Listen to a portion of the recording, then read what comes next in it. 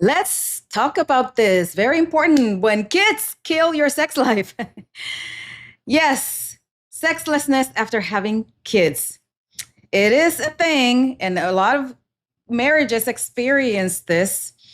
And I'm going to go over the reasons why and what you can do to come back from that. If sex died after kids, it's not automatically because you lost attraction towards your partner. Most couples don't lose love, they just lose oxygen. And the good news is that oxygen can be restored. So let's talk about how you can come back from sexlessness after kids. I am Dr. Tangie, the sex doctor, board certified clinical sexologist, and on a mission to destigmatize sex and elevate sexual health conversations like they deserve. Welcome to my channel. If you're new to my channel, I am so happy you found us, and please do me a big favor and join the sex positive community by subscribing. Your subscription does not cost you anything. No money needs to be exchanged. It doesn't cost you anything, not even your time. But that tiny gesture helps the algorithm prioritize my content and help this channel be found and grow to reach a wider audience. And to find other ways to support my channel, go to the description section of this video and click on the icons that appear on this video. So don't be shy. There's no shame in being curious and learning about sex. So do it with me right now. Find that subscribe button and click on it. Now, if you're watching this and feeling guilty, ashamed, angry, frustrated, lonely, take a breath. We're going to talk about what happens to desire after kids, why it's so common, and what actually works to make it better. The biggest lie couples believe after they have kids is that something is wrong between us if we don't have sex. But no, something has changed. Sleep, stress, your disposable time, your identity, your hormones, your body, the logistics around life, the emotional labor has expanded, and often there is resentment. Everybody's just exhausted. And your relationship didn't fail, it just got overloaded all of a sudden. Why desire disappears after kids? These are the real reasons. Number one, sleep deprivation and nervous system overload. When your body is in survival mode, your libido is not a priority for your body or for your brain. Desire often needs a reset to show up. The mental load and the resentment, if they're present, many women and many primary caregivers carry the planning, the remembering, the anticipating, the moving around, the logistics, the managing everybody. And when someone feels like the household manager instead of a partner, the erotic energy dries up because desire needs adult to adult energy, not parent to child energy. There's also touch fatigue or feeling touched out. If your body has been demanded all day with a baby, a toddler, work, family, etc., your nervous system says, do not touch me. And that's not rejection, that's protection. If hormones are at play, the recovery from childbirth, postpartum breastfeeding, and sleep disruption can shift hormones dramatically, and this can lead to dryness, lower arousal, discomfort with your body changes that don't feel natural, reduced spontaneous desire.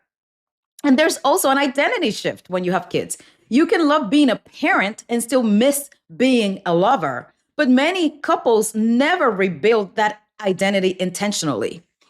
And the most common toxic pattern that you can find yourselves into is that one partner initiates, the other one is just exhausted. It leads to rejection, which leads to resentment, leads to less affection and more distance, less desire, more rejection, and the cycle just continues to spiral. And the bedroom becomes a scoreboard. You never want me. You only touch me when you want sex.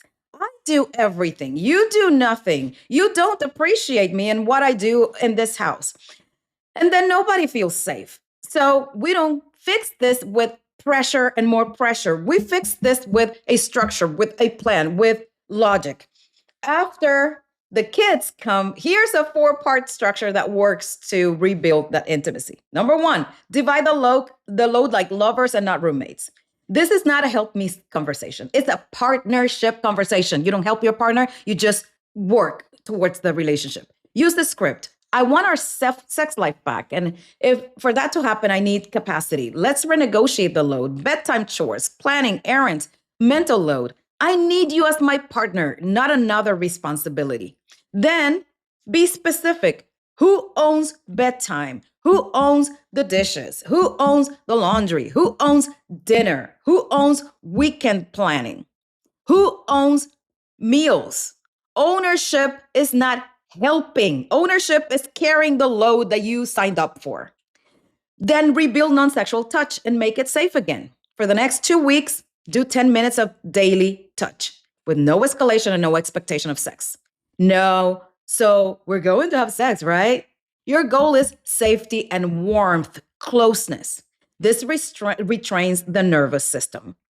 Then schedule connection like it matters because it does. So schedule it. Scheduling doesn't kill desire, avoidance does. Start small. One connection night per week. Put the phones away, no chores, no kids, no talking about problems and schedules and household chores. Connection might or can include cuddling, massage, kissing, mutual touch that is non-sexual and not expectation of anything further than that, showering together, erotic play in which intercourse is totally optional. Then make sex easier physically. For women, common needs are lubrication, better lubrication, longer foreplay, pelvic floor relaxation, a medical evaluation if pain and dryness persists. And for men, reduce performance pressure. You're not there to perform, you're there to feel. Focus on pleasure and being connected. Consider a medical evaluation if erections become inconsistent. The truth about spontaneous desire is that many parents don't feel spontaneous desire. So if that's you, you're normal. They feel responsive desire, which is the desire that shows up after closeness starts. So waiting to feel in the mood actually becomes like a trap and it never fulfills its destiny. Instead, build a ritual of I'm not in the mood yet, but I'm open to warming up. That single sentence can save your relationship. And when it's time to get help, get help. Get help if pain is present, postpartum depression or anxiety are present. If resentment is entrenched in your relationship and your daily thoughts, if sex has been gone for 6+ months with distress to either partner, if one partner refuses all conversations around this topic, if you don't have the tools to solve this alone, seek help. So, some questions for parents. Parents, I want to hear from you. When did sex change most? During pregnancy, in the newborn phase, in the toddler years, or during school age years? And what's your biggest barrier right now? Sleep, time, resentment, body changes, pain, or emotional disconnection? And if you could get one thing back first, touch, romance, erotic play, or intercourse, what would that be? I want to know. So leave your comments below. I read them all. But just know that you can reset your intimacy. I know kids are ever absorbent. I know when kids come, they become the center of the universe. And it almost feels like not only sex disappears, but you disappear too. And you're not alone and you're not broken. This is normal. And I would say most couples go through this. But you don't have to let it sit and become something permanent in your relationship. You can rebuild intimacy without pressure or shame, and I invite you to do that. This is Dr. Tangie, the sex doctor, and as always, I wish you safe, healthy, and pleasurable sex of whatever kind you practice. See you next time.